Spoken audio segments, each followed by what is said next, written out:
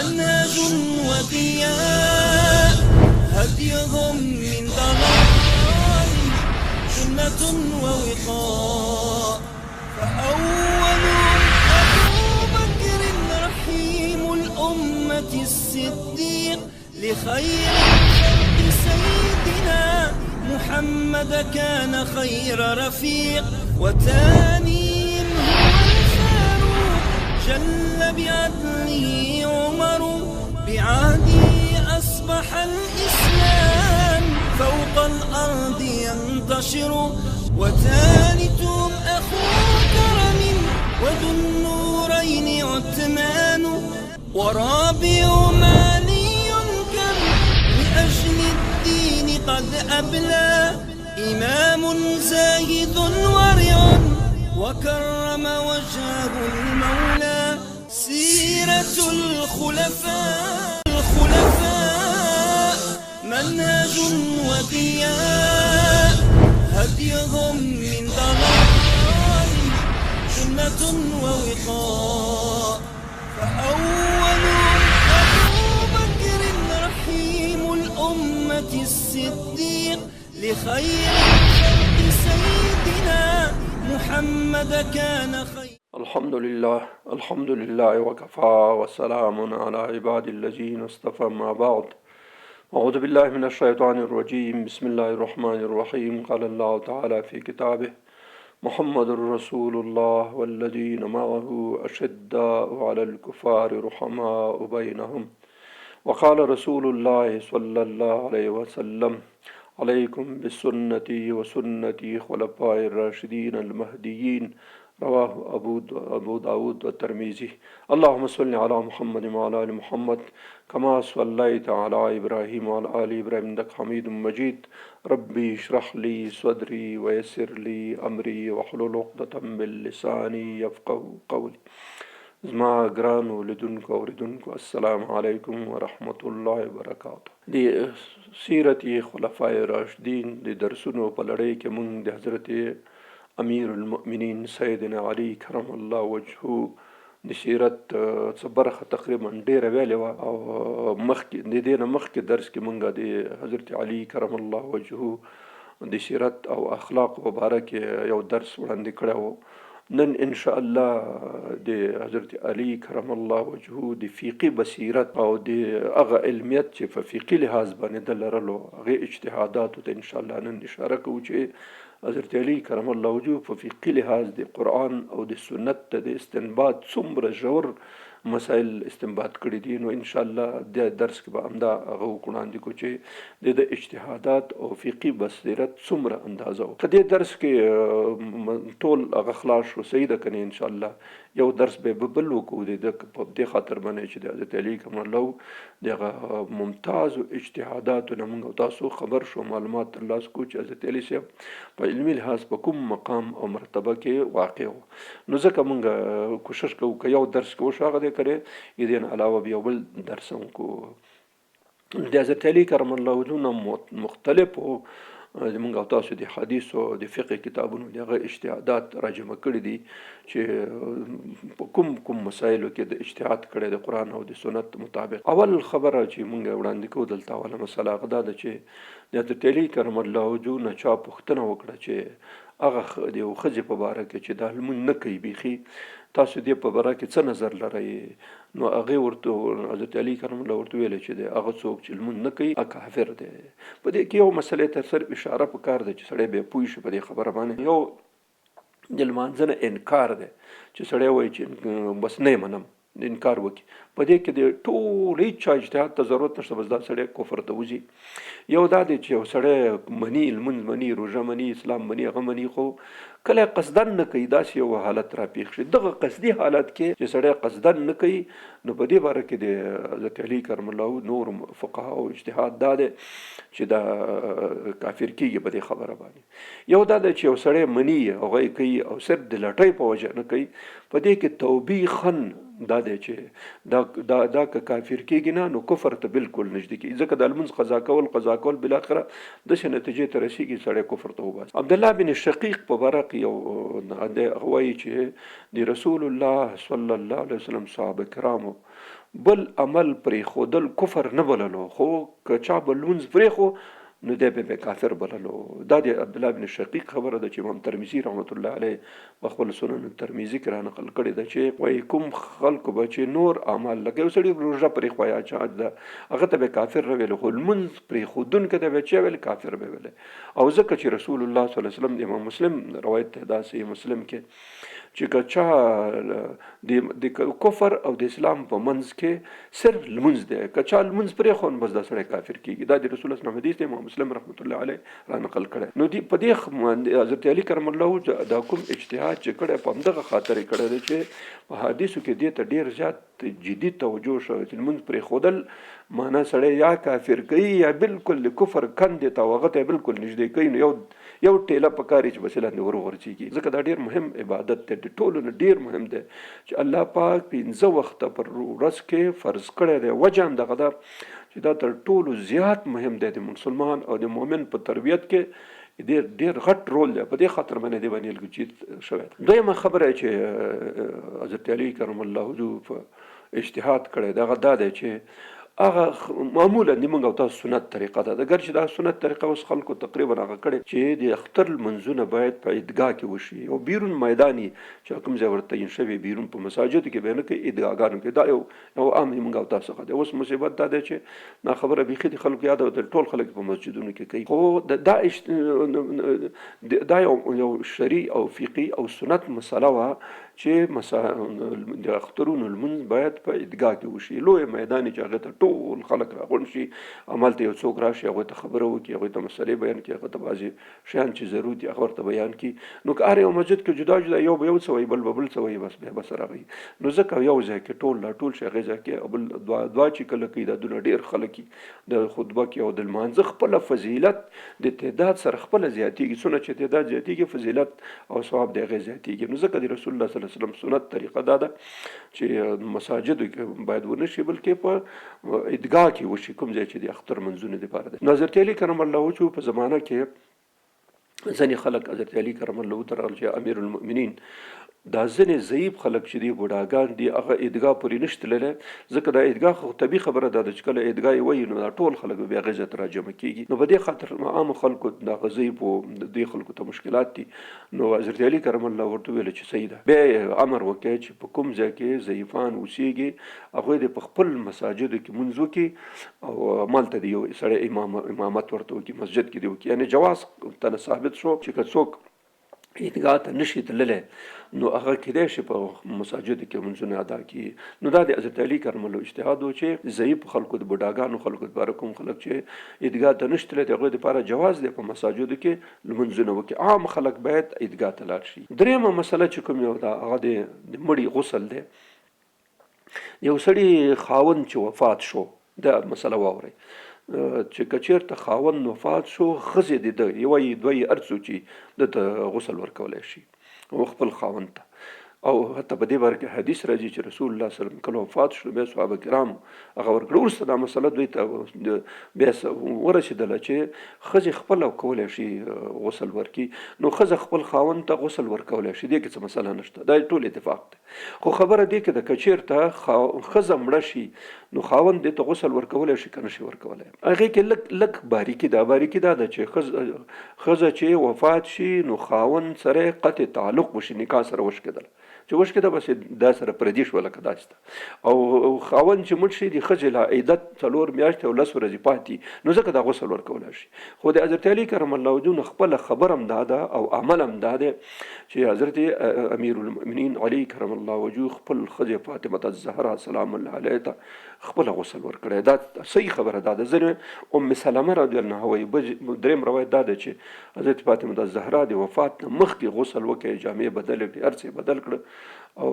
بیا ام سلمه رضی الله عنها د ام المؤمنین د جملې نه ده، هغې ته ورته ویلې چې بس مورې ما ته دې څو غسل نه راکړي، بس ما غسل وکړي او زه وفات کېږم. بیا همسې رښتیا هماغه وخت وفات شو. نو دا روایت هم شته، خو صحیح روایت دا د اصح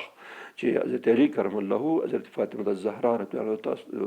غسل ورکړی دی. نو دا جواز دی. نظر هم دا دی چې خاوند خپل ښځې ته غسل ورکولی شي، ځکه چې دا دونه عمر یې تېر کړی سره خپلو منځونو کې، نو دا نه آخري چې کوم یو دی دې ته هم څه هغه نشته دی، بس غسل ورکولی شي. آخري په اصطلاح سره دا هم د حضرت علي صاحب د هغه د جملې نه ده، د اجتهادات د نظر نه ده چې خاوند خپلې ښځې ته د مړي غسل ورکولی شي خپلې ښځې ته، او ښځه په هر صورت ورکولی شي، خاوند ته هېڅ مسله پکې نه دی کې اتفاق دی ټول. څلورمه خبره چې حضرت علي کرم الله وجهه کړې ده، زموږ د مجتهدینو کې په دغه مسله کې لږ هغه شته دی، جدا روایتونه دي. زموږ د امام ابو حنیفه رحمت الله علیه نظر دا دی چې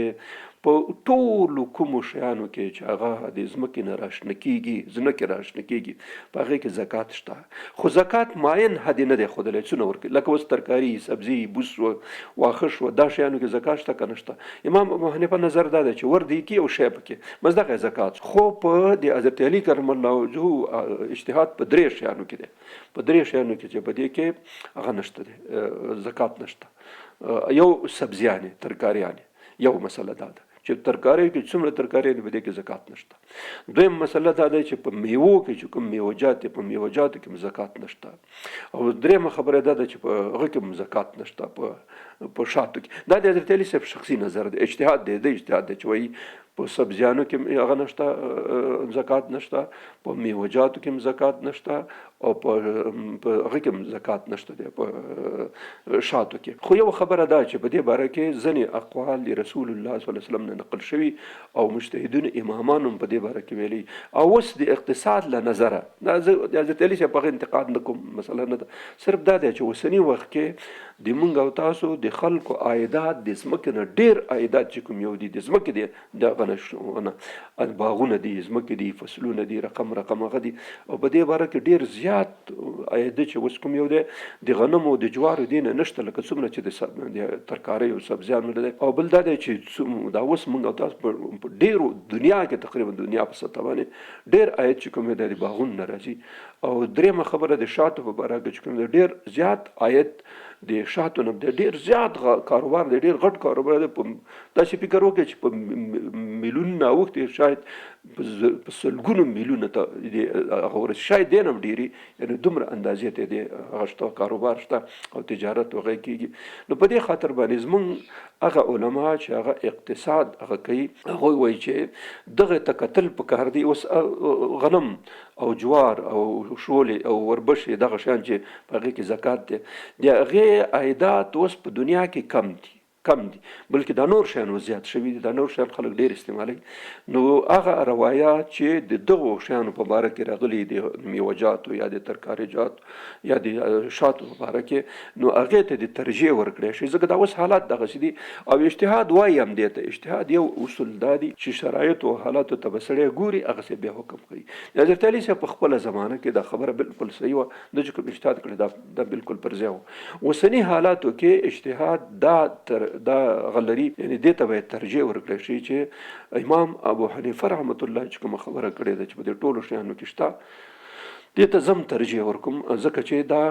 دا اوسني حالاتو کې خپل سړی که لږ فکر وکړي، زموږ درې غټ عمده اقتصادي سکتورونه دي، تقریبا میوجات بیخي ډېر شي ټوله دنیا په سطح باندې یو ځای کې ده.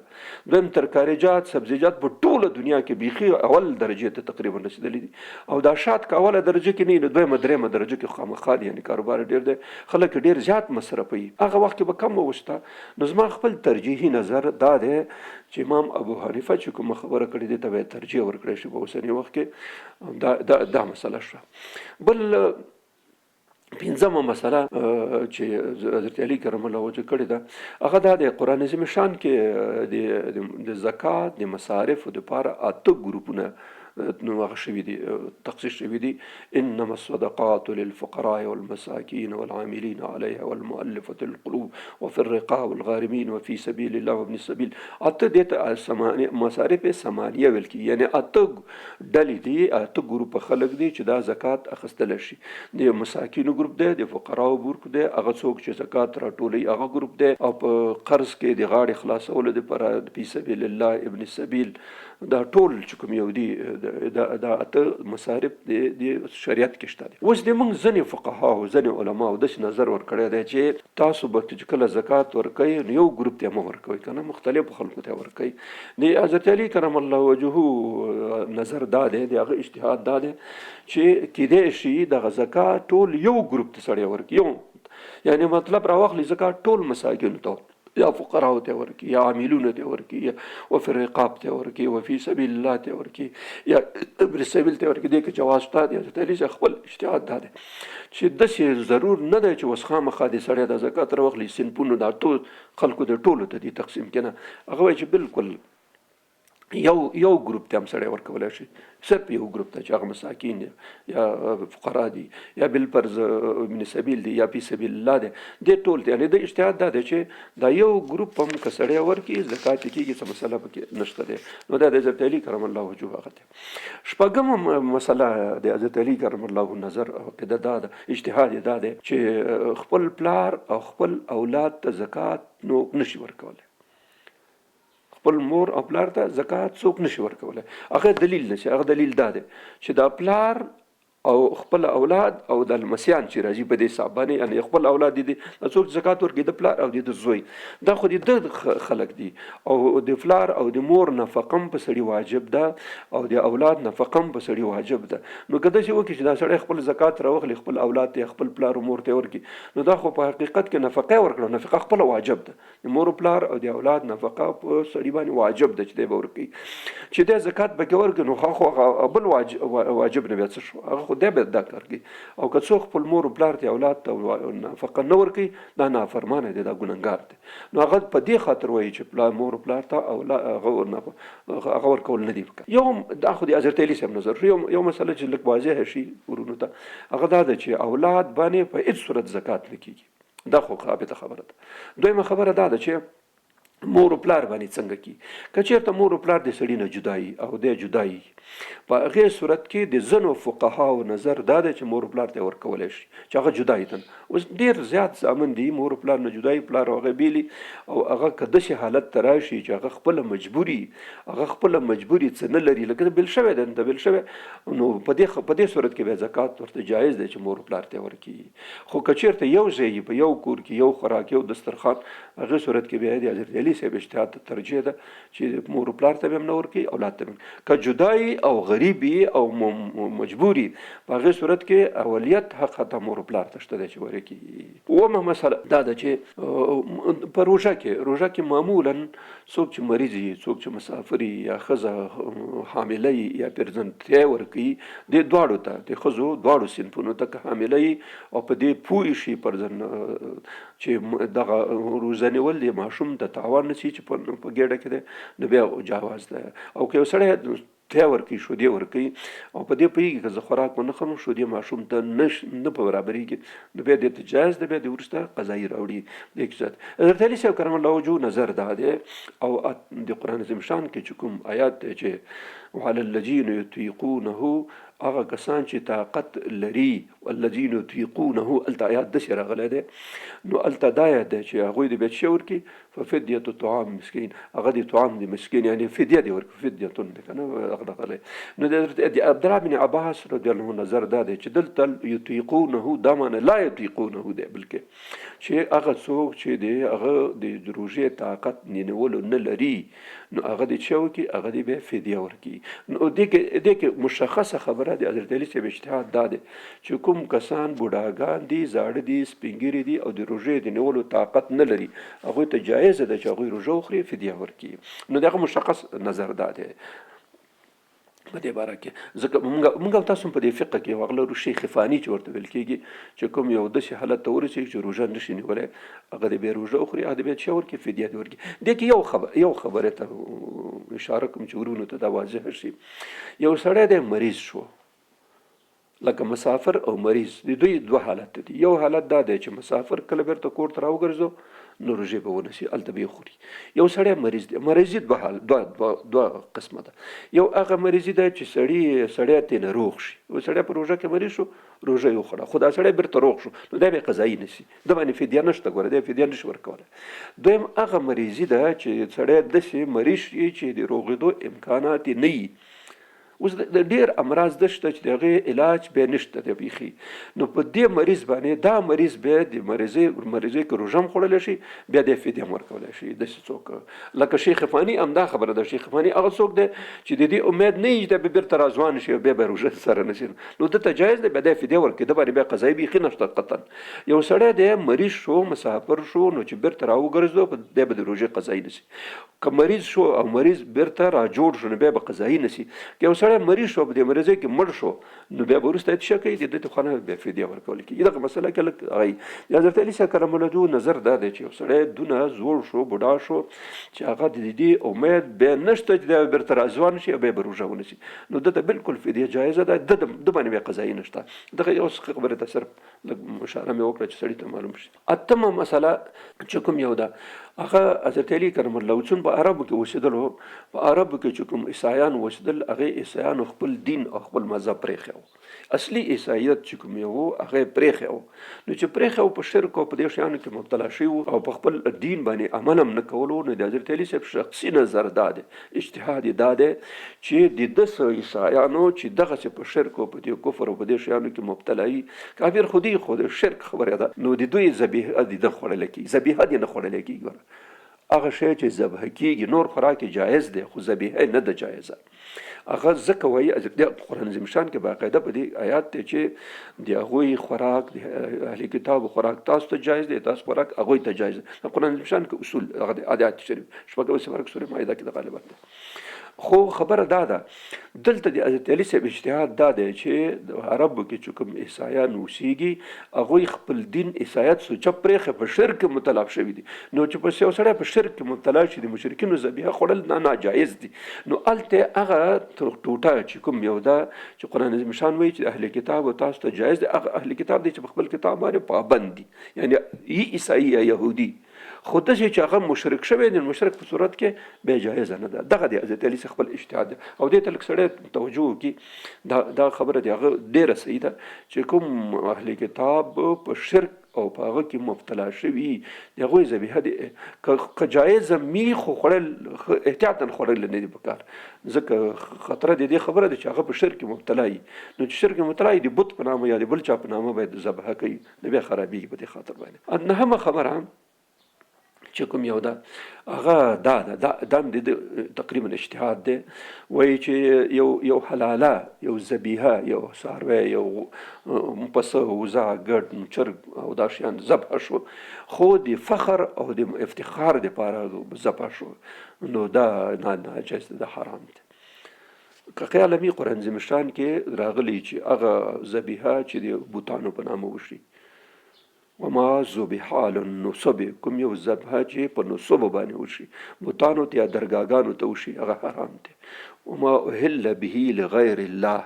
هغه چې په هغې باندې د ذبح په وخت کې هغه چې بوتانو په نامه شو هغه خبر خلاصه شو، هغه چې د ذبح په وخت کې د الله اکبر په ځای باندې د بل چا نوم پې ویل شي یو خبره ده. دا چې د بل چا نوم پې ویل شو خبره خلاصه شو بس بیا حرامه شو. خو د ذبح په وخت کې یو سړي الله اکبر پې ویلې خو دا د فخر او د مباحاتو دپاره شوه. لکه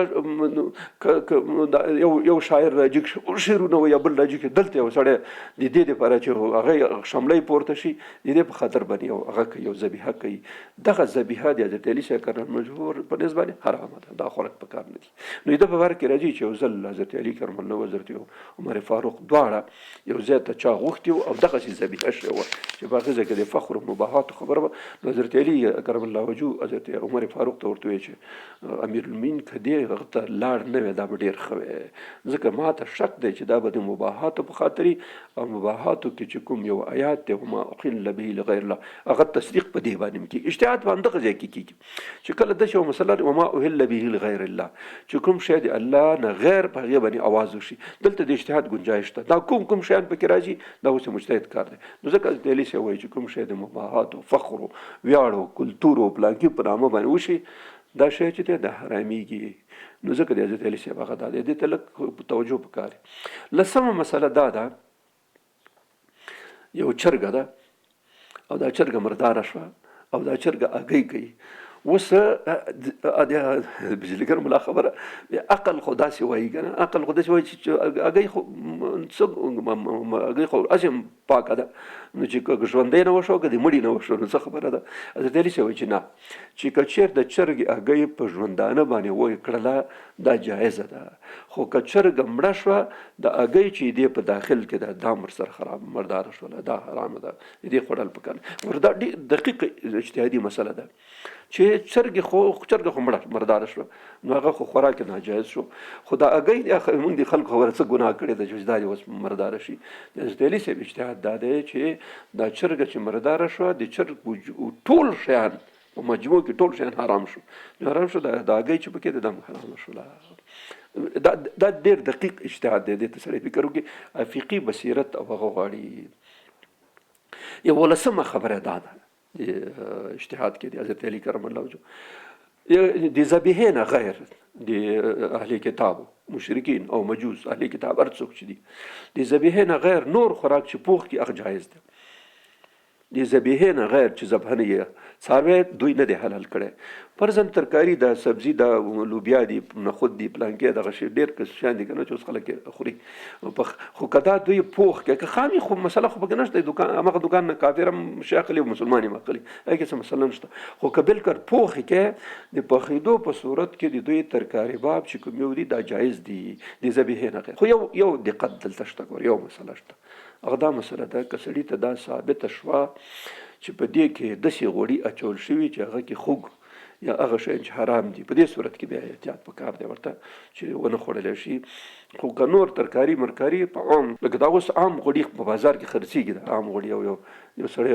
مجوسي یا مشرک یا هغې نو هغې خوراک جایز دی بیا څه مسله پکې نشته دا د حضرت علي صاحب اجتهاد دی چې که داسې حالت راغی نو دې کې څه مسله نشته دا خوراک جایز دی څه مسله نشته او دا د ده خبره د احادیثو کتاب کې راغلی ده 12مه مسله بخاري کې یو حدیث دی وایي چې کله مکه فتح شوه نو حضرت ابوبکر صدیق خپل پلار ابو قحافه عثمان دی راوستو د ګیره او دا سر ټول تک سپینو بړاوه بیچاره نو دی راوستو چې رسول الله وسلم باندې ایمان راوړي او بیعت ورسره وکړي نو چې راغی ګیره او سر ټول تک سپینو نو رسول الله صلی الله علیه وسلم فرمایل چې تاسو ولې تغییر کړی نه دی دا یو حدیث دی تاسو ولې دا تغییر کړی نه دی رنګ به مو ورکړی او نکریز به مو ورکړی سور یا هر څنګه چې تور جایز نه دی تورو کې هېڅ هغه نشته دلیل نشته خو رنګول په نکریز باندې دا بلکې د ځینو د دې حدیث په بنا باندې سنت طریقه ده چې سړی وکړي نو سپینول تغیرول پکار په بل رنګ باندې دا د هغه نه او بل ځای کې دا حدیث هم شته چې رسول الله صلی الله علیه وسلم فرمایي چې یهود او نصارا چې کوم یو دي هغوی ګیره او سر نه رنګوي تاسو یې رنګ کوئ لکه په نکریزو باندې حضرت علي صاحب خپل هغه دا دی اجتهاد دا دی او عمل یې هم داسې ده چې حضرت علي صاحب به ګیره همیشه څه کوله چې کله سپینه شوه سپینه به پرېښوده یو ځل یو روایت دا دی چې یو ځل صرف هغه کړې ده توره رنګ کړې ده نورو کې نه دی رنګ کړی بس هر وخت یې همداسې سپینه ساتلې ده نه مصنف ابن ابي شیبه رحمت الله د امام بخاري امام مسلم د خلکو استاد تیر شوی دی نو هغه د مصنف ابن ابي شیبه کې دا حدیث روایت راغلی چې حضرت علي کرم الله خپله ګیره سپینه پرېښوله صرف یو ځل یې نکریزو کړی بس نور به چې سپینه به مې سپینه پرېښوه کېدای شي هغې وخت کې به د ګیره ډېره سپینه خو دا هغه دی چې ګیرې سپینول هم جایز دي داسې نه ده چې ناجایزه نه ده 14مه مسله متاع دا لږ خطرناکه مسله ده او هغه دا ده چې اهل تشیع په مجموع کې ټول په دنیا کې څومره دي هغه صیغه یا متاع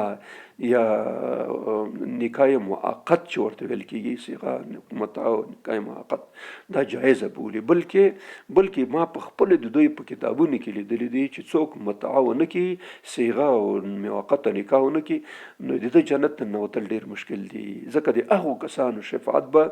حضرت علي کرم الله وجهه کوي چې هغوی متاع او صیغه کړي نو هغوی داسې روایت راخیستي خو زموږ او تاسو دا باقاعده هغه همدا دی چې د حضرت علي کرم خپل او په دې باره کې د حضرت علي صاحب نه په بخاري او په هغه کې احادیث را نقل شوي دي چې متاع د خیبر په غزا کې 2 شیان حرام شو یو د کورني کلیوالي خره او بل متاع چې کوم یو موقته نکاح ده حرام شوی. او دا موږ سیرت په درسونو کې ویل چې متاع د خیبر په غزا کې اعلان وشو چې موقته نکاح حرامه ده او د اهلي خورو وخم حرامه ده. دا ډېر په بخاري کې حدیث دی، د حضرت علي صاحب نه دا روایت شوی. نو د حضرت علي خپل ذاتی نظر دا دی چې کله د طلاق او عدت او د میراث احکام نازل شو نو متاع خپل ختم شوله، ځکه د طلاق ورکول او عدت تیرول او د میراث مسائل دا مربوط دي په دایمي نکاح پورې. نو چې دا کله نازل شو نو متاع خپل حرام شوله. نو ځکه وایي چې رمضان میاشت چې کله روژه فرض شوه نو روژې منسوخ کړې، هغه نفلي شو، د فرضیت نه وغورځولې. ټولې روژې د رمضان په فرضیت باندې د فرضیت مقام نه وغورځېدې، نفلي شوې. دغسې متاع موقته نکاح د عدت طلاق او د میراث د احکامو په نزول سره هغه ختم شوله. نو دا د حضرت علي کرم الله وجهه خپل هغه دی. او په صحیح مسلم کې په همدې باره کې دا صحیح مسلم چې کوم حدیث راخسته دی هغه دا دی چې د کورني خره او د هغه د متعې حرمت په خیبر هغه کې نازل شو. نو دا خبره ول فیصله شوه. دا چې دا خلکو ځان ته دلایل پیدا کړي دا خپل کار دی، خو د موږ او تاسو صحیح حدیث چې کوم یو دی رسول الله صلی الله علیه وسلم په زمانه کې دا شی حرمت ته رسېدلی دی، بس ختمه ده. 14مه مسله دی حضرت علي کرم الله وجهه اجتهاد دی نکاح په باره کې دی، ولی نه بغیر. موږ او تاسو چې کله نکاح کېږي نو ولی ته خلک ورځي، مور پلار ته، او څوک چې ولی دی د هغه سره خبره کوي، بیا وروسته هغې ځنه واده او کوزده او مزده دا شیان کېږي. اوس رواج داسې دی، اوس رواج دا دی چې ښځه او هلک او نجلۍ سره په خپلو کې د لاسه شي بس نکاح سره وکړي. د حضرت علي صاحب په دې باره کې دوه نظریات دي، ګوره دوه اجتهاد دي. رسول الله صلی الله علیه وسلم امام تبرانی رحمت الله یو روایت را نقل کړ، ما خپل لیدلی پکې چې لا نکاح الا باذن ولی، لا نکاح الا باذن ولی، لا نکاح الا باذن ولی. درې ځلې رسول الله صلی الله علیه وسلم دا خبره تکرار کړې. معجم الکبیر له تبرانی په دې کتاب کې دا حدیث دی، وایي چې نکاح نه صحیح کېږي مګر د ولی په اجازه باندې، نکاح نه صحیح کېږي مګر د ولی په اجازه، نکاح نه صحیح کېږي مګر د ولی په اجازه باندې. د حضرت علي صاحب خپل اجتهاد دا دی، ور دې ته فکر وکړئ. وایي که چېرته د ولی نه غیر، د ولی د اجازې نه غیر نکاح وشوه او په اصطلاح سره جما او صحبت هم وشو، وخت تیر شو، شپه پکې تیره شوله، په دې صورت کې دا صحیح ده، بس نور دې نه جدا کېږي سره چې کوروالی وشو، په اصطلاح یو ځایوالی وشو. دا یو نظر دی، بس دا دې نه جدا کېږي. خو که چېرته نکاح وشوه او د ولی بې اجازې نه غیر نکاح وتړلی شوه او د ولی اجازت نه و پکې او دوی په خپل منځونو کې جنسي ارتباط او اړیکې نه دي قایم کړي، نو دا دې به سره جدا شي. دا دوه جدا. ګوره دا ډېر دقیق اجتهاد دی چې که چېرته د ولی د اجازې نه غیر نکاح وشوه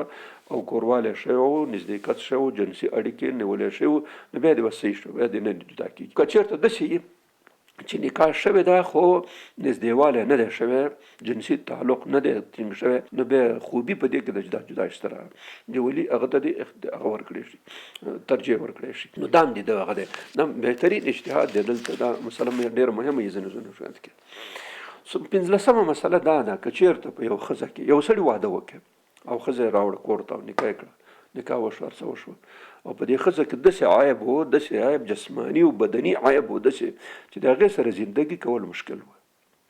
زندګي ورسره مشکل و، ناممکن و یا مشکل و. په دې صورت کې د سړي ته بس اجازه شته چې دا ښځه طلاق کړي. یعنې دا د طلاق یو عامل دا شو. که یو ښځه کې داسې بدني او جسماني عیب وي چې د هغې سره ګزاره کول، د هغې عیب باوجود هغې سره ګزاره کول ناممکن وي، نو په دې صورت کې به طلاق جایز دی، بس سړی طلاق ورکولی شي. یعنې د طلاق یو خبر هم دغه ده، په دې صورت کې دی شي او جدا بشي. دلته یو مسله یې راایستلې بله هم هغه دا ده چې که چېرته سړي واده وکړي او د واده نه وروسته دوی جنسي تعلقات هم قایم کړه، شپې سره تېرې کړې او د هغې نه وروسته بیا دا خبره پکې رووته او دې ته طلاق ورکوي، نو دې ته به مهر ورکوي. ګوره دا مسله پکې ده، دې ته به مهر ورکوي. خو که چېرته داسې وشوه چې اوس واده وشو او د واده نه وروسته ښځه راوستل شو او دا عیب پکې راووتو، خو جنسي تعلق د دواړو ترمنځ نه دی قایم شوی، کوروالی نه دی شوی، جما نه دی شوی او زیوالی نه دی شوی، په دې صورت کې بیا مهر نشته، بس طلاق کړه، بس بس ختم شو. دا دې دقت ته فکر دی چې که کوروالی شوی و نو مهر به ورکوي مکمل، او که کوروالی نه وشو په هغه صورت کې بیا مهر بیخي نشته. شپاړسمه خبره د حضرت علي کرم الله وجهه دا ده چې تاسو د باچیانو نه د چارواکو نه تحفې او ډالۍ چې مه غواړئ. دا د حضرت علي صاحب خبره ده، اجتهاد یې دی دا. خو که چېرته هغوی درکولو نو بیا دی اخلی هغه وجه وایي چې هغه شی چې پاچا تاسو ته درکوي په دې کې حرام کم دي، حلال پکې ډېر دي. حلال پکې ډېر دي، حرام پکې کم دي. نو ځکه واخلئ، ځکه د بچیانو د پلار د کور نه د راوړي، خو همدغه د وطن کې محصولات او حاصلات او ټکس او بلانکې او ډایس سره جمع کړي دي او د دې نه بیا ورکوي. نو په دې کې د حرام شی کم وي، ځکه یو چا نه به کېدای شي په زور اخیستی، خو عام خو تقریبا قانون دی، ټول خلک په دې پوهېږي چې کوم شی راجمېږي هغه یا ګمرکات یا نور چې کوم یو دي هغه شیان بیا حلال پکې ډېر، حرام پکې کم. حضرت علي صاحب نظر دا دی چې تاسو خپله د چارواکو نه کوم خلک چې واک یې په لاس کې دی هغوی نه چې مه غواړئ، مه یې غواړئ تر په خپله. خو قدر یې کو نو بیا قبول کوي، ځکه دې کې حلال زیات دي او حرام پکې کم دي. دا مې د خپل اجتهاد دی، دا ډېر دقیق اجتهاد دی. ګوره دې ته توجه پکاري، هغه دا شی مد نظر نیولی چې دغه ځای کې نقص دی، دغه ځای کې نقص نشته دی. ولسمه خبره دی اجتهاد کې دی حضرت علي کرم الله دا ده چې یو سړي د چا سره کومک وکړي. اوس لکه ستاسو په چا حق دی او یو سړی در سره ملګری شو په دې کې تاسو ته د حق ترې واخیستلو، لکه موږ او تاسو دې ته لږ دقیق خیالي یو چا سره یې موږ حق دی، موږ څوک واسطه کوو ورشو هغه ته او ورته وایي چې دغه سړی ماته دا حق نه راکوي که تی راته واخلي، هر څوک چې او دې سړي تا سره همکاري وکړله او درته حق یې ترېنه واخیستو، دغه کومک کوونکی چې تا سره واسطه، لکه ساده الفاظو کې چې وایي واسطه دی یو سړی کې او هغه لاړو حق یې واخیستو، تا حق واخیستو ترېنه. نو په دې صورت کې دغه سړي ته دا چا چې کومک در سره کړی دته هېڅ قسم تحفه اخیستل جایز نه دي. خیال هم شته. یو دویمه خبره دا ده، یو سړي د چا ظلم پې کولو، یو سړی ورغی د ظالم نه د حق واخیستلو، د سړي د حق یې ترېنه واخیستلو، نو دغه کومک کوونکي ته هېڅ قسم شی اخیستل پکار نه دي. او زمونږ خلک بالکل اخلي در سره زی په همدې نامه باندې چې ما برخه معلومه کړو زه به دا حق درته واخلم. دا د حضرت علي صاحب اجتهاد دا دی چې دا به نه کوئ، دا شی ناجایزه دی او دا به نه کېږي. نو ځکه که چا د چا نه بل پرځ همکاري ورسره وکړه او حق یې ترېنه واخیستلو،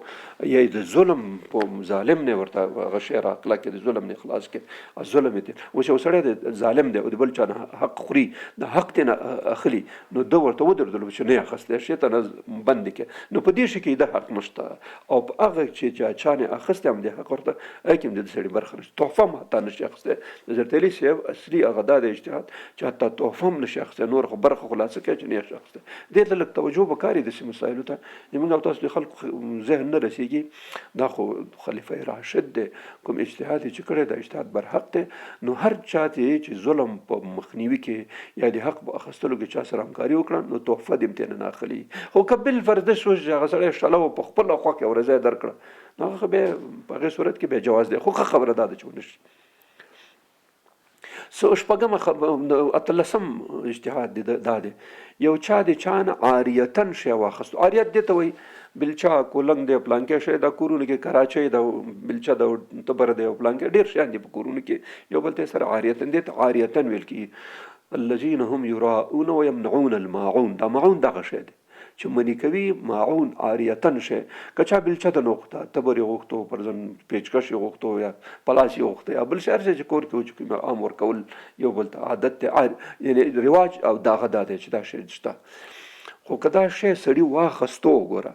هلته یې ویوړو او هلته دا شی د هغې سړي په بې احتیاطۍ کې خراب شو نو بیا به تاوان ورکوي. دا یو جز شو. ګوره یو چا د چا نه بلچا کولنګ تبرګې کراچۍ یو بل داسې ویوړلو، دا اوس وخت حتی موټر سړی خلک عاریتن یو بل ته ورکوي. نو که دا شی ویوړو او د ده د بې احتیاطۍ په وجه خراب شو تاوان به دا سړی ورکوي. موټر خراب شو جوړوي بیا ورته، بلچه خراب شوه ورکوي بیا به نوي ورته اخلي. دغسې شی شو. دا یو جز شو چې که چېرته په بې احتیاطۍ او د ده د غفلت په وجه شی ضایع شو نو بس بیا به تاوان ورکوي. خو که چېرته داسې وشو چې ده هېڅ غفلت نه دی کړی بلکې امانت یې ساتلی شی کړی او شی هغه شو تاوان شو. لکه بالفرض یو سړي کور ته شی ویوړو، کار یې پرې کولو، شپې غل راغی غل دا شی ویوړو، خیال هم شته، یا اور ولګېدلو یا یو شی وشو چې شی ضایع شو، خو د دې بې احتیاطۍ په وجه شی نه دی ضایع شوی، نو په دې صورت کې دې سړي باندې تاوان نشته. دا ګوره ډیره دقیقه مسله ده. که چیرته د سړي په دې بې احتیاطۍ او د غفلت په وجه شی ضایع شو نو بیا به تاوان ورکوي. ګوره او که چیرته د احتیاط خپل کړی و خو حالات داسې برابر شو چې بس اوس بالفرض موټر سړي بوتلو او د خپل احتیاطي د بې ډیرورۍ یا د بې احتیاطي لاسه چپه شو یا خراب شو، تاوان به ورکوي. خو داسې وشو چې دی په سمه لار روان دی، یو بل موټر راغی او بل ګړز دی نه تېر کړي او ملامت همغه دی نه دی، ځکه دی خو ملامت نه دی، بل موټر پرې راغی پرې وروختو دی خراب کړي. نو په دې صورت کې دی حضرت علي کرم الله وجهه دا دې سړي باندې تاوان نشته، ځکه د بیچاره خو هېڅ ګناه نه وه، نو چې شی ضایع شو ضایع شو، دغه شی پکې دی. درېیمه خبره دا ده نو نسم چې که چېرته چاته امانت کېښودلو، ګوره دې کې لږ دقت وکړئ، چا د چا سره امانت کېښودلو، که دا امانت د دې سړي په غفلت او بې پروایۍ کې او د ده په خیانت باندې دا شی ضایع شو نو دا به تاوان ورکوي. داسې نه چې څوک درته امانت کېږي بس ته پوه شې چې ولا دا تاوان نه لري بس خورئ او څه پلان کې کوه. که چېرته په خیانت کې په غلا باندې یا په بې پروایۍ باندې د امانت ضایع شو نو دی ملامت دی، دا تاوان به ورکوي د دې امانت. که چېرته داسې وشو چې د هېڅ قسم هغه نه لرلو او د امانت ضایع شو، لکه ما چې مخکې مثالونه ویلو، غل راغی ستنوي وړلو یا پر ځن اور ولګېدلو یا بل څه داسې مصیبت راغی او د نه ضایع شو، نو په دې صورت کې امانت هغه نه لري، واپسې نه لري. دا مسله دا تقریبا اتفاقي مسله ده. اوس خبره دې کې دا ده، یو سړي چا سره امانت کېښودلو او د امانت ضایع شو نو دې کې تاوان شو، ده تم تاوان شو، سړي تم تاوان شو. امام ابو حنیفه رحمه الله علیه نه ګور واورېده دا دغه سیرت کې دا خبره ده، ویل چې کله به چا امانت ورته راوړو امام ابو حنیفه د هغه نه امانت من حیث امانت نه اخیستلو. هغه ورته چې ګوره مسله دا ده، اتفاقي مسله ده چې که چېرته ته ماته شی امانت راکړې او ما نه ضایع شو، د ما د بې غفلتۍ په وجه نه ضایع شو، نو ته ماته تاوان نشي اخیستی. اصول خو دا دی، هغه به مې ویل چې بالکل اصول دا دي. نو امام ابو حنیفه به څه وکړه، ورته ویل داسې وکړه دا شی چې ته امانت ما سره دا ما ته قرض راکړه، دا به په ما قرض شي، زه به تا ته سند درکم چې پلان کې 1 لک بالکل 1 لک روپۍ ما ته قرض راکړې، تا امانت ما سره ایښودلې، امانت زه نه اخلم ځکه کیدای شي ضایع شي، تا ته هم تاوان ما د لاسه هم وتې او تا د لاسه هم وتې، نو خبره خو خرابه شوه. نو داسې وکړه دا ما ته قرض راکړه، په ما به قرض شي، زه به تا ته سند درکم 1 لک روپۍ چې دا ما مستقر شو، او چې کله دې غوښتې پرې واخله. دې کې دوه ګټې شي، دوه ګټې به دا شي، یو ګټه به دا شي چې ستا امانت به ټول ځای په ځای شي، که اوس ضایع کېږي که هر څه کېږي تاوان یې هسې په ما دی زه به تا ته درکوم. خو خبره دا ده دا بله ګټه به دا شي چې د امانت ته زه استفاده نشم کولی. دا اصول دي، ګوره چا د چا سره امانت کېښود هغې باندې به کار نه کوي، داسې امانت پروت دي. اوس که ته ما ته قرض راکې نو دا قرض خو بیا زما شو، بیا دې نه زه ګټه اخیستلی شم، نو هم به ستا شي هم به زما ګټه شي، زه به په دې پیسو باندې کار کوم چې کله دې وخت بېرته به درکړم، ما سره به قرض شي، او ستا به ده شي چې امانت به که ضایع هم شو خو بیا خو ته هغه نه حقدار نه یې، خو دې صورت کې به ته هم حقدار یې. امام ابو حنیفه خپل اجتهاد همدا دی او عمل هم همدا و چې چا نه مې امانت نه اخیستلو، بلکې ورته ویل چې دا ما ته قرض راکړه، د قرض باندې به ته کار کول، هغه ته به امانت و چې کله ویې خو بس شی به درته ورکړي، خو هغه شی به و لکه هر شي دی چې کوم یو بیا قرض واخیست بیا به دته نه خپله استفاده کوله. دا د هغه اجتهاد دی چې په عاریت کې هغه اصول و او په امانت کې دا اصول و. که چېرته د ده د غفله د ده د غلا د ده د خیانت په وجه دا ضایع شو دی به بالکل تاوان ورکوي، که نه غفل د خبلت او بې پروایي او خیانت نه و، په هغې صورت کې امانت چې چا سره ایښی بس هغه کېږي. امام ابو حنیفه مسلک مې درته ویلی. او شلمه خبره دی د اجتهاد دا دی چې که چېرته د کفارو نه یو چا غنیمت ونیول شو، د غنیمت شی به بیا په دوی نه خرڅوي. په غنیمت کې د کفارو نه مال ونیول شو، دغه مال به ناجایز دی وایي چې د اجتهاد دی دا به بیرته به دوی نه خرڅوي. همداسې وایي چې یو ځل د کفارو نه مسلمانانو غنیمت نیولی و، تحریک کرم الله غوښتل چې هغه په خلق باندې تقسیم کړي لکه یو شی و،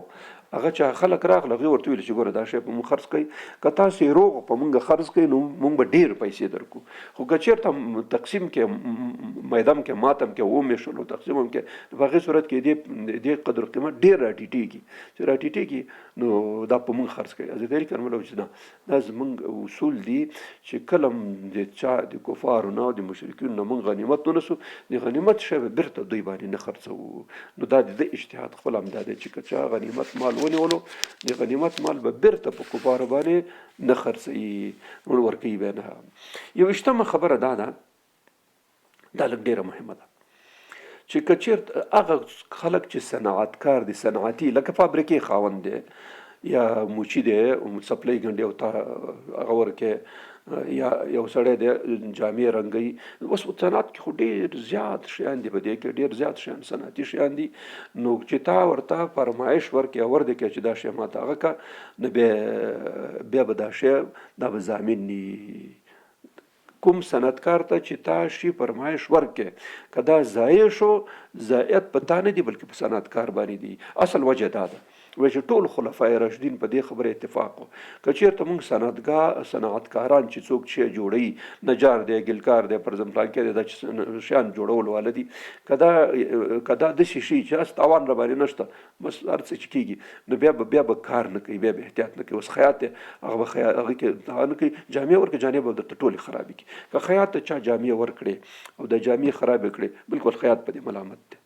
رنګ ساز ته دی ورکړي رنګ غلط ورکړي د هغه مطابق دا غلطي وکړي دغه شی نجار ته دی هغه ورکړي چې دا شیان ماته جوړ کړه او د غلط جوړ کړه دا بالکل په مغه باندې تاوان دی دا د حضرت علي صاحب اجتهاد هم دی حتی خلفای راشدین خبره هم ده دا یو جز شو چې صنعتکاران چې کوم یو دي هغه په دې خاطر باندې چې د کار کې احتیاط وکړي د احتیاط نه کار واخلي نو هغه شی دی ضامن دی هغه تاوان ورکوي په دې خاطر باندې. 22مه مسله د حضرت علي کرم الله اجتهادي مسله دا ده چې یو سړی ولېږلو هغه ته جزیه اخیستلو دپاره جزیه معمولا د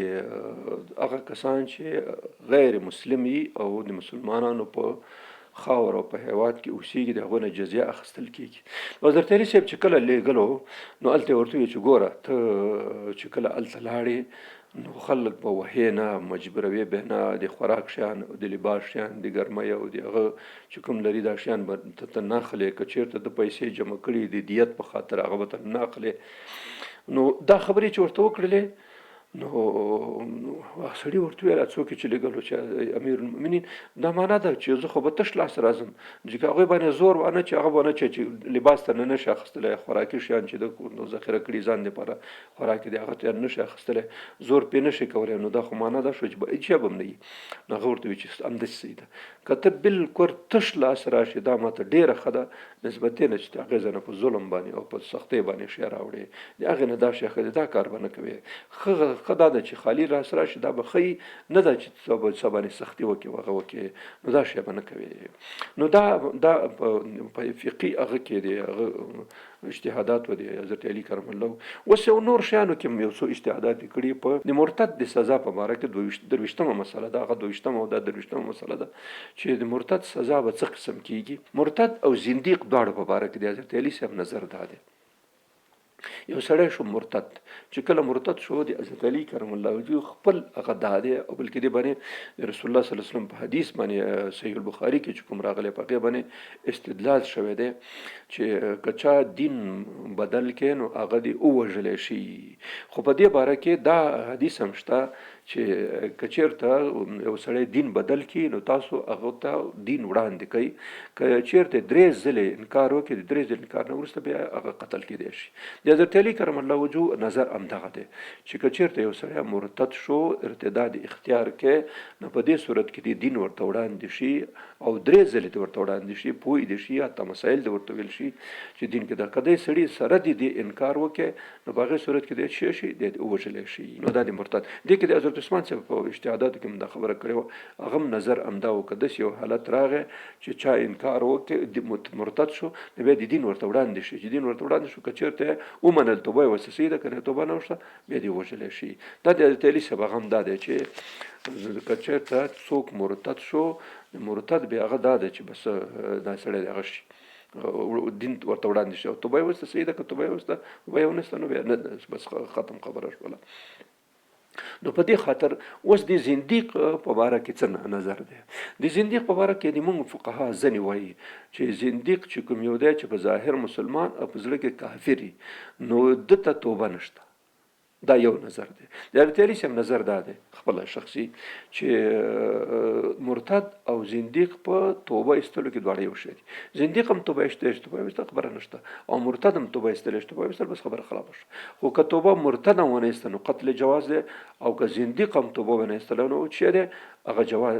قتل جایز دی. نو مطلب دا شو چې د حضرت علي صاحب نظر دا دی چې مرتد او زنديق د توبه په باره کې دواړه یو حکم دی. زمونږ د ځینو فقهاو نظر بیل دی چې مرتد ته توبه اختیار شته چې توبه وباسي بیرته راشي او د زنديق لپاره دا هغه نشته دی. څلېرویشتمه مسله دا ده د حضرت علي کرم الله وجهه چې تاسو که چېرته په یو حد کې د حد په جاري کولو حد ګوره څو شیان دي شپږ دي که ودي نور نشته. یو غلا ده، یو زنا ده، یو شراب دی، یو قتل دی. دې ته ویل کېږي حدود الله.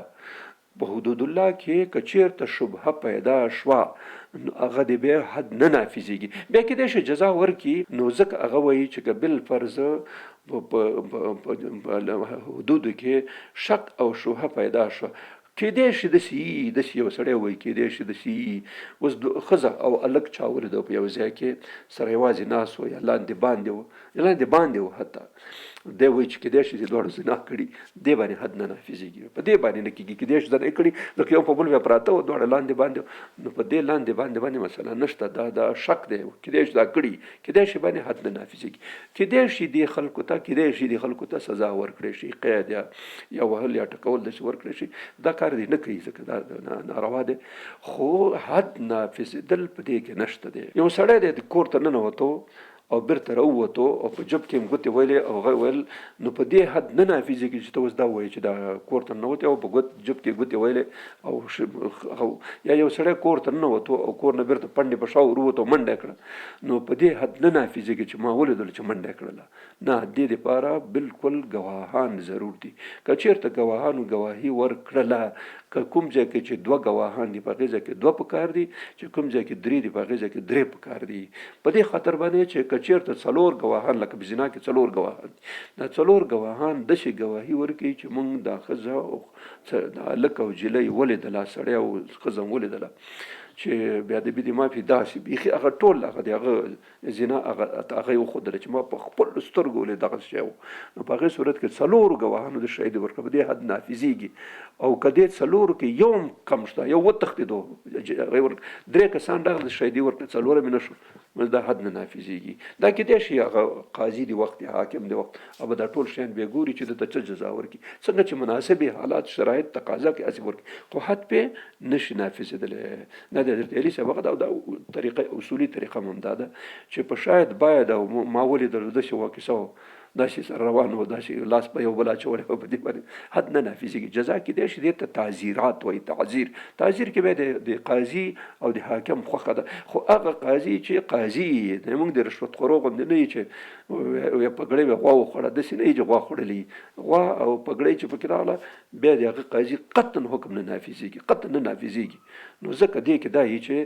بیا چې کله شاید باید پکې راغی حد نه نافظېږي خو تعزیري جزا کېدای شي بیا هغې ته ورکړي. نو ځکه د حضرت علي صاحب یو هغه د حتی په دې کې احادیث هم شته چې تاسو حدود ساقط کوئ په شبهاتو باندې لږ ذره هم چې گنجایش پکې و حد په چا منافظوي. دا ګوره د رسول الله صلی الله علیه وسلم حدیث نقل شوی دی چې تاسو ساقط کوئ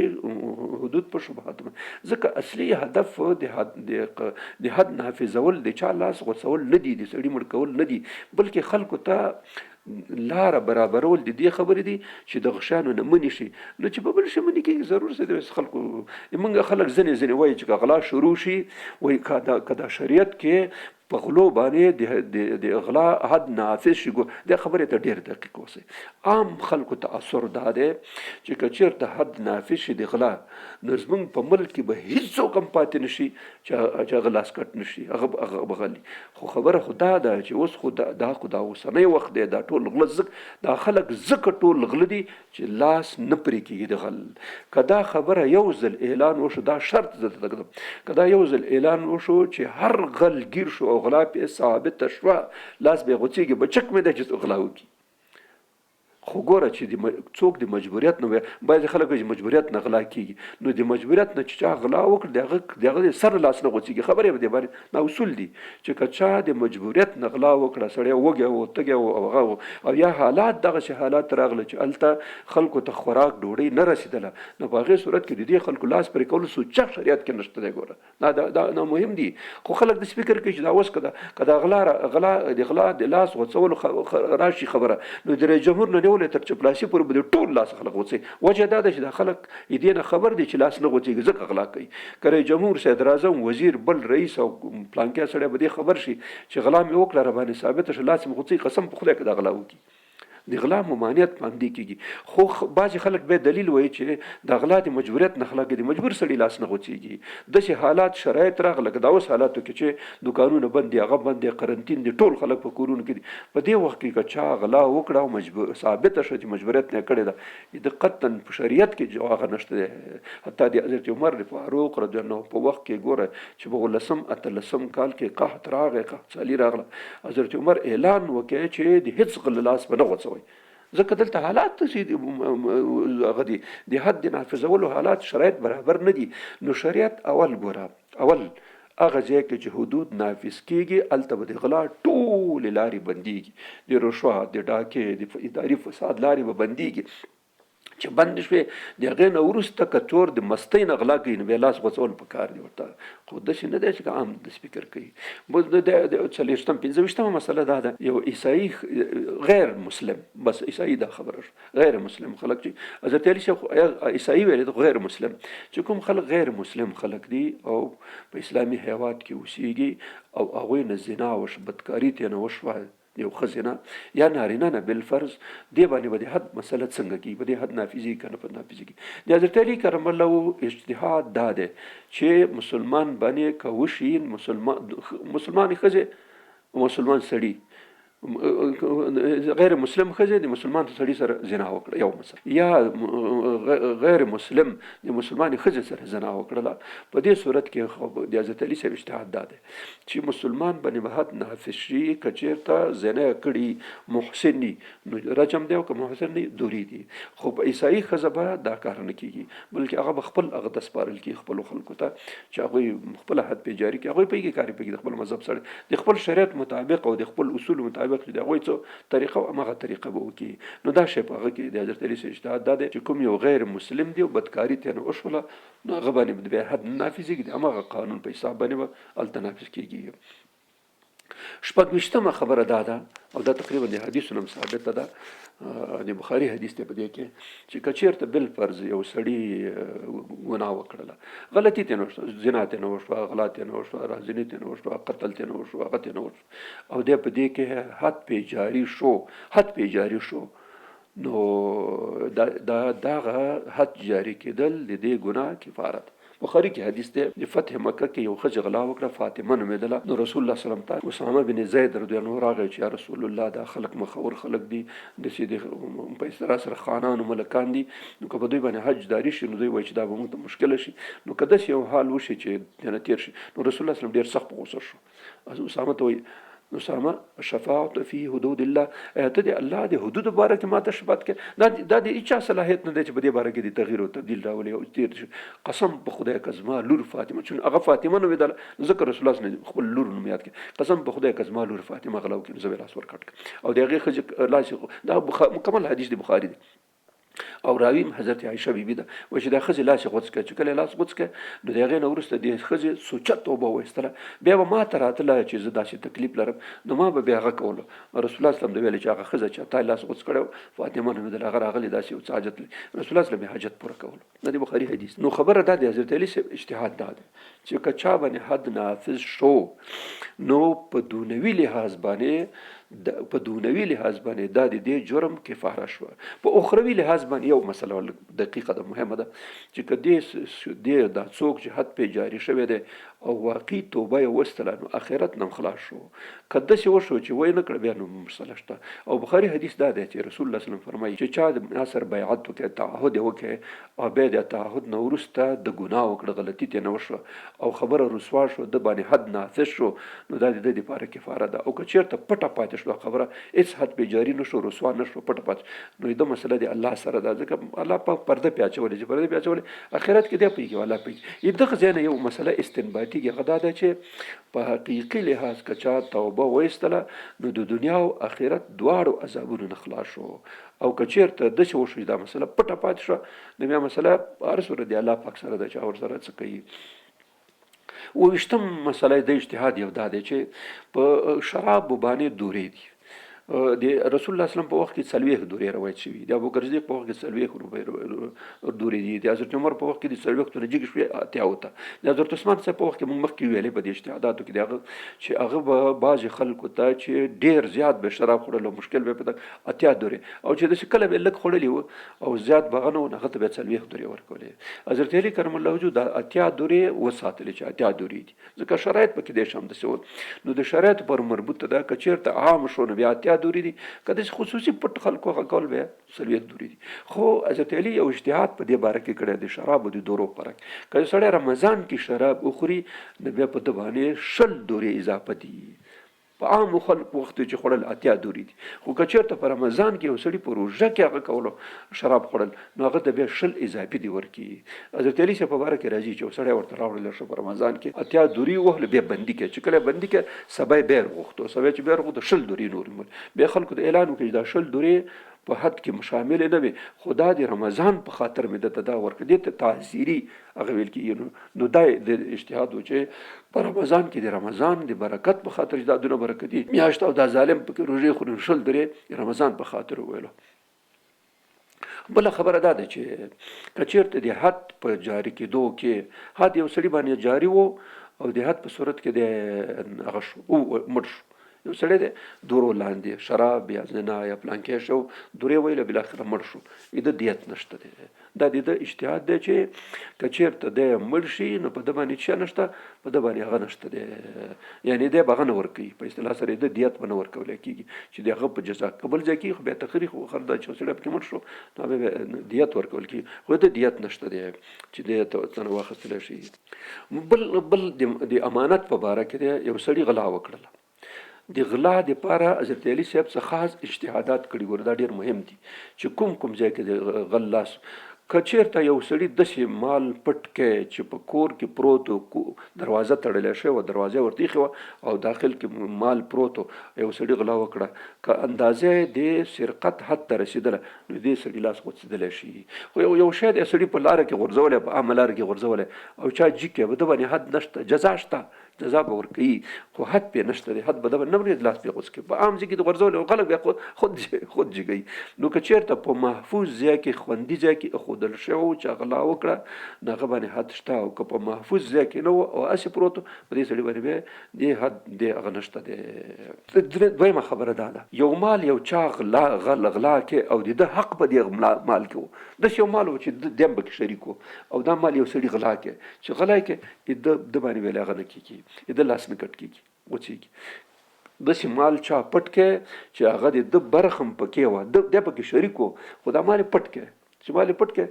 د دې حصې په خاطر چې دی پکې حصه دار دی د حضرت علي صاحب اجتهاد دی چې دې سړي لاس به نه کټ کېږي خو برخه وه پکې خو د برخې نه لږ پکې غمزدلی ډېر وړی دی نو چې ډېر وړی نو حد پې نه نافظ کېږي. یعنې دا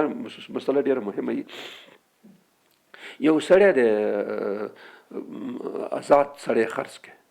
آزاد ماشوم موګیری کې او است بل ځای کې خرڅ کې آزاد نو چې دا غلا په ثابته شوه چې دا سړی د تختول او خرڅ کړی د بازار کې دې سړي لاس وڅېږي ځکه د آزاد سړي خرڅول چې دي دا ناروا دي په دې باندې حد شته. که غلام چا هغه کې په دې صورت کې ویل هغه بیا نشته دی لاس یې نه کټ کېږي د غلام خو د آزاد سړي خرڅول چې دي دې باندې لاس کټ کېږي دا دواړه جدا جدا که غلام چا پټ کې او خرڅ کې بل ځای کې نو دا حد نه دی حد نه پې نافظ کېږي خو که آزاد سړی چا وتښتو او هغه کې بیا به کېږي. بله خبره د غلا په باره کې دا ده چې که چا غلا وکړله دوه شرایط په دې د حد په نفاذ کې ضرور دي، دوه شیان ضرور دي. یو دا چې دوه شاهدان گواهی ورکړي چې دې سړي غلا کړې، د محفوظ ځای نه غلا کړې. ګوره د محفوظ ځای نه غلا کړې، داسې نه چې کیدای شي غلا کړي، داسې نه دی ثابته، کیدای شي نه چې ثابته شي بالفرض. دې ثبوت لپاره دوه شیان ضرور دي. حضرت علي صاحب یو دا چې دوه گواهان شهیدي په ورکړي چې موږ ولیدل دا څه کار دام صحیح شو، دام غلا ده، دا حد نافذ کیږي. او یا دا چې دا سړی خپل اقرار وکړي، دوه ځله اقرار وکړي، یو ځل نه، دوه ځله اقرار وکړي چې و دا غلا ما کړې، بیا ورته چې غلا دې کړې وي چې و چې دوه ځله ویل، بس دا د دوه ګواهانو اندازه ورکړي چې خپله وایي ما دا غلا کړې ده، او بیا ورنه پوښتنه وشي غلا دې کړې ویل چې و بس دوه ځلې چې ویلې دې باندې غلا هغه کي. که چېرته نه اقرار و او نه ګواهان و نو بیا یې حد نافظېدل نشته. موږ مخکې دا خبره وکړه چې بغیر د ګواهانو او د هغه نه دا دی. بل درېیمه خبره دا ده، پکې بله خبره دا مهمه ده، هغه دا خبره ده چې یو سړي غلا وکړه، دوه شاهدان پې تېر شو، او بیا دا یو بیرته منکر شو، منکر شو حد نه پې نافظ کړي. جزا کیدای شي هغه د هغه وخت قاضي او د حاکم خبره ده، خو حد پې نه نافظېږي. دوه ګواهان ضرور دي، دا دوه ګواهانو ګواهي ورکړه، خو وروسته یو منکر شو بیرته، یا په ګواهۍ کې غلطي و، شاید باید دا شی نه چلیږي. حد کې شاید باید داسې یو سړي ګواهي ورکړي چې بالکل ما ولیدلو چې داسې و، دا بل ویلی چې کیدای شي غلا یې کړي، دا کیدای شي چې پکې راغی دوه وکړي، بس کټ شو، بیا حد نه نافظېږي. دا مسله ډېره مهمه وي. بله خبره دا ده چې یو سړی دی په د غلا په درشل کې و، یا د غلا په بهیر کې و، به اصطلاح سره یو سړی و دیوالې سوری کول او غوښتل چې یو شی پټ کړي، او خلک پرې راغله، او خلک پرې راغله چې خلک پرې راغله دا سړی ونیول شو، د باندې حد نه نافظېږي. غلا یې خو نه ده کړې تر اوسه که نه، خو صرف سوری ورته کوو، دوالې سوری کوو، یا یو سړی په دیوال باندې اوړي اخوا ته شی پروت دی او دی راپټولو او دی په روغدو سړي ګیر کې، نو د باندې حد نشته، جزا شته، څه وهل ټکول دې ورکړي، که دا خو ډېر بد کار دی. که داسې چې غلا شروع شي خو هر سړی به کوي. نو دې کې اصول دا دي چې دا سړی چې په غلا اخیستلو باندې تر څو یې په شا کړی نه وي، بیرون یې وړی نه وي، د هغه محفوظ ځای نه بیرون کړی نه وي، حد نه پرې نافظېږي، خو جزا شته، جزا که ورکړي دا ښه دی چې ورکړي. نو دا مسله شوله، دا شی شو چې د غله معلومول په کار دي چې دا غلا یې کړې، او که د غلا کولو نه مخکې سړی راګیر کړي نو حد نه نافظېږي. اوس خبره دا ده،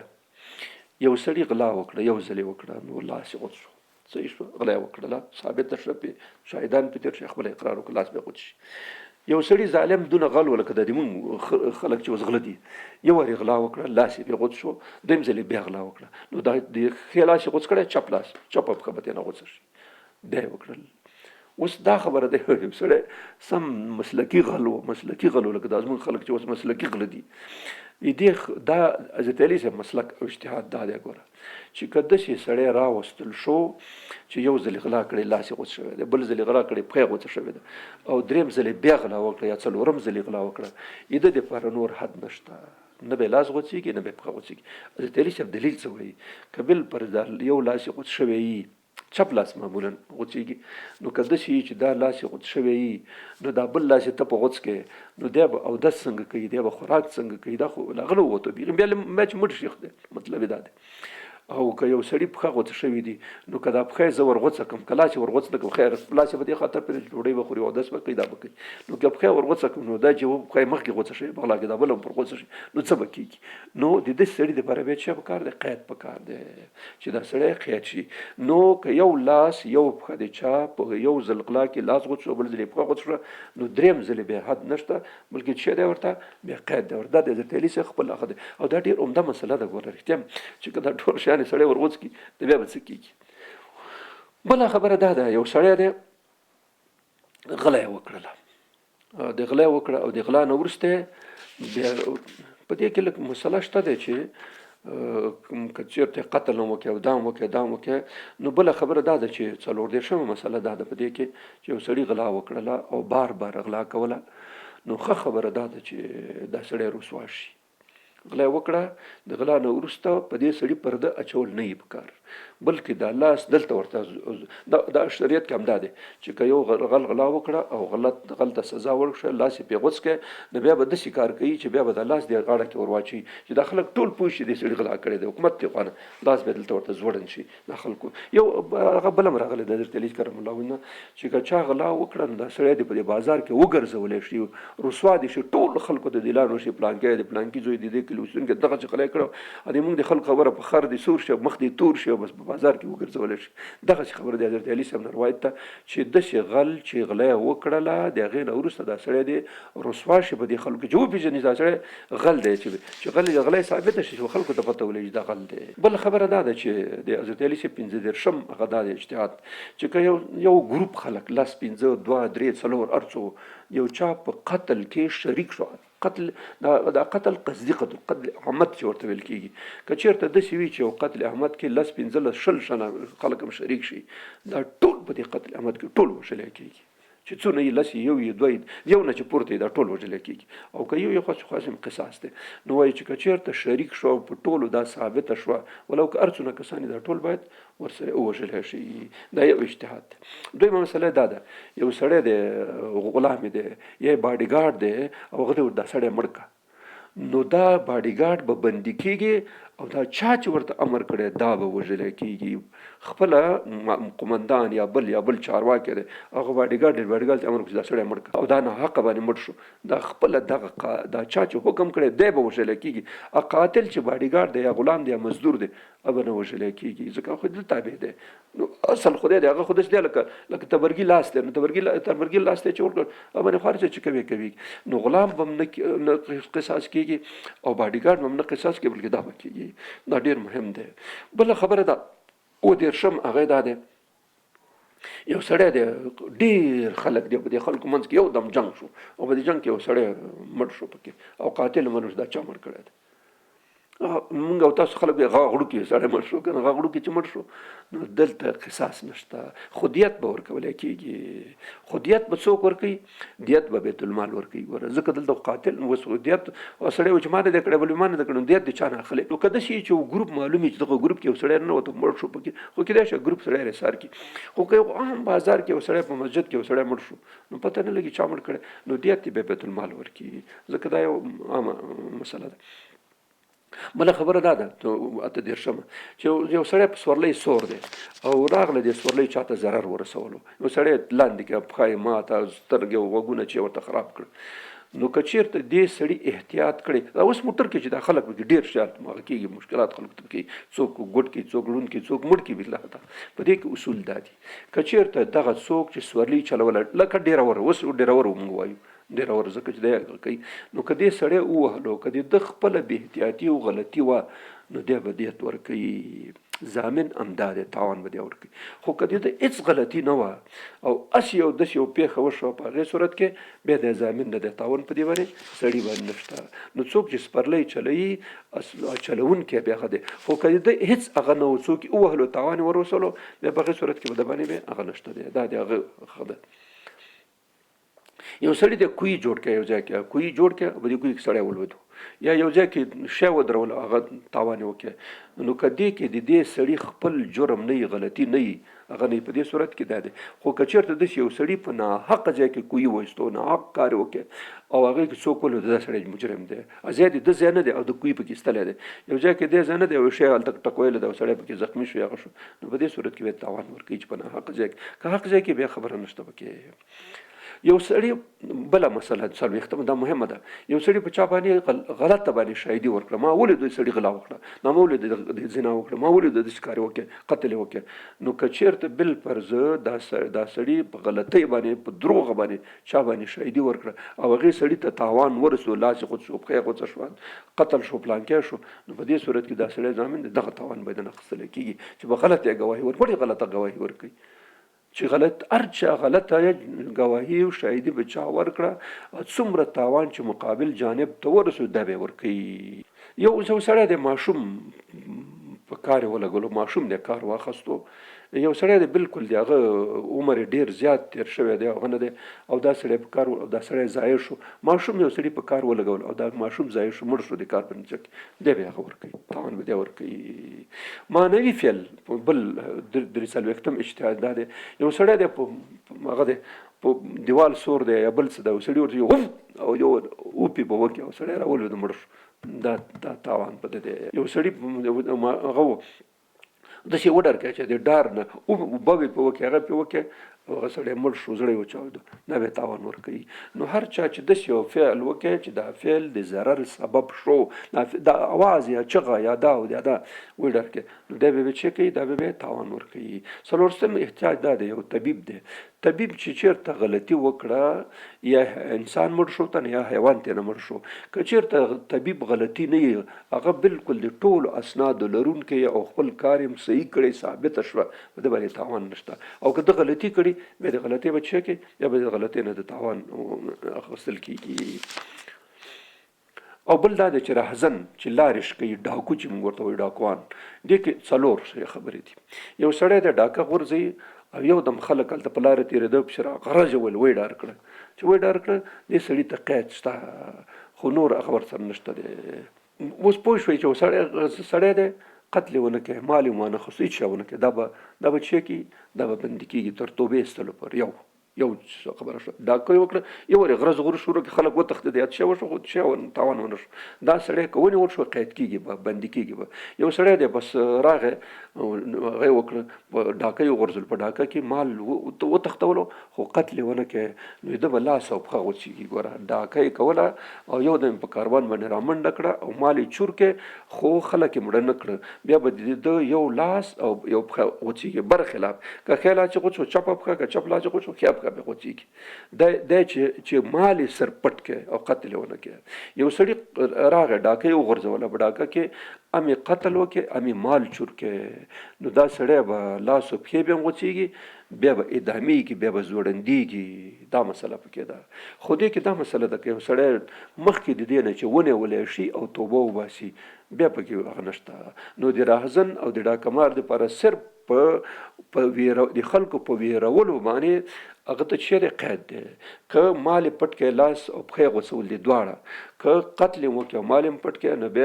بیا یې لاس او پښې هم غوڅول پکار دي او زوړوندول یې پکار دي، اعدام یې پکار دی، هماسې زوړند پرېښول تر 3 ورځې پورې پکار دی چې هغه شي. اوس یو سړی دی اقرار یې وکړي په قتل باندې، غلط اقرار یې وکړي چې ما دا مړی کړی دی او ده نه دی کړی، نو دا اوس یو سړی د قتل بل چا کړی دی او ونیول شو بل پکې، د اقرار وکړي چې دا قتل ما کړی، یا شاهدان په تېر شو، دا 4 شاهدان په تېر شو چې دې سړي قتل کړی دی او دا قتل یې نه یې کړی. بیا چې کله قاتل اعتراف وکړي، نو بیا به څه کېږي؟ بیا به دا ملزم بې ګناه حسابېږي چې کوم یو ونیول شوی خپله اقرار کړی چې ما دا قتل کړی، خو نه یې دی کړی دی، بل چا په هغه یې کړی یا په زور پې شوی دی. په دې صورت کې بیا هغه نشته دی، په ده باندې حد نشته، قصه هغه نشته دی. یو سړی دی، یو ښځه ده، هغه یې وکړي خپل خاوند دې مړ کړی دی، هغه په شپه باندې یو وایي چې حضرت علي صاحب ته یو ښځه راوستله شوه، د واده په شپه خپل خاوند مړ کړی، یو بل چا سره ملګرتیا وه، د ملګري په خاطر دی مړ کړی، چې مړ کړی دا به ورباندې قصاصېږي. یو چا یو څوک په څپړه ووهلو، په څپړه یې ووهلو، نو چې په څپړه یې وهلو دې قصاص به څنګه اخیستل کېږي؟ دا کوي. د حضرت علي صاحب په باره کې راځي ویله چې یو ځل حضرت علي صاحب حضرت عمر دواړو طواف کولو، په هغې وخت کې نو حضرت علي صاحب امیر المؤمنین و، حضرت عمر فاروق امیر المؤمنین. یو سړی یې وهلو، په څپړه یې وهلو، چې په څپړه یې وهلو هغه راغی حضرت عمر ته شکایت وکړي. خیال مې دا سیرت کې موږ ویلي د حضرت عمر په وخت کې چې هغه به چا غلطي وکړله، نو بس ده ته به یې شکایت کوله، شکایت به د دستي اورېدلو او په ازاره کول به. نو یو سړي رامنډه کړه، هغه ته ورته ویل حضرت عمر فاروق امیر المؤمنین، زه خو حضرت علي ووهلم په څپړه باندې. هغه حضرت علي صاحب راوغوښتو، هملته په طواف کې دواړه وو، په طواف کې وهلی وو، چې په طواف کې وهلو چې حضرت عمر غلی ودرېدو، چې ودرېدو چې راغی ورته وایي چې حضرت علي صاحب ورته وایي چې دا سړی وایي چې ما زه یې وهلی، بیا هو ما وهلی، بیا ولې دې وهلو؟ علت شو وایي د دې طواف په جریان کې هلته ښځې چې طواف ګرځي، ده ورته داسې برګ برګ کتل، دې ښځو ته یې کتل، نامحرمو ښځو ته، ما ځکه په څپړو وهلو. حضرت علي صاحب وایي چې نوش جانې ډېر ښه دې وهلی دی. بله خبره دا ده چې د حد نه کم هغه کې ام جایز دی. حضرت علي صاحب هغه دا دی که یو سړي ته هغه ورکړي حد پې جاري کېږي، نو په حد کې د حد نه کم جزا ورکول کېدای شي او کېدای شي زیات یې ورکړي، لکه رمضان کې چې ورکول هغه خپله ګوري چې دا څه قسم حالات، څه قسم شرایط، څه قسم دي، نو د همغه مطابق. بله خبره دا ده، یو 50 هغه دا ده چې ځینې وخت یو سړي باندې حد د قتل نه وي، خو تعزیرا هم کېدای شي چې شی کېږي هغه قتل کی، یعنی حد نشته پکې. لکه حضرت علي صاحب ته یو سړی راوستلی شو، غالبا چې ما هغه وکته هغه دا دی چې د علي صاحب په باره کې حدیث جوړ کړی و، دروغ حدیث جوړ کړی و، چې دروغ حدیث جوړ کړی و. حضرت علي صاحب چې کله د حدیث واورېدو نو بس پوه شو چې دا حدیث غلط دی، نو بس چون حدیث جوړول د حدیثو موضوع حدیث جوړول خلکو دپاره، نو په دې خاطر باندې هغه قتل کې تعزیرا، دا حد نه دی بلکې تعزیرا قتل کې. د هغې وجه اصلي هغه بیان کړې دا ده چې که څوک په رسول الله صلی الله علیه وسلم باندې داسې دروغ حدیث جوړ کړي او داسې شیان ووایي، دا خو په دین کې یو مشکل خلکو ته پیدا کیږي، یو مصیبت پیدا کیږي. نو چې دین کې څوک داسې مصیبت وکړي، دا لکه مرتد غوندې شو، د سزا قتل دی، خو حد نه بلکې تعزیرا به دې باندې کیږي. دا و د حضرت علي صاحب هغه اجتهادات چې په فقه او په دې شیانو کې کړی او ډېر ممتاز تاسو واورېدل، ډېر ښایسته اجتهاداتو او د اسلامي امت لپاره ډېر په در خوري. بس الله پاک دې موږ او تاسو ته توفیق راکړي چې د صحابه کرامو په نقش قدم لاړ شو او د هغوی هغه عملي کړو. واخر دعوانا ان الحمد لله رب العالمين.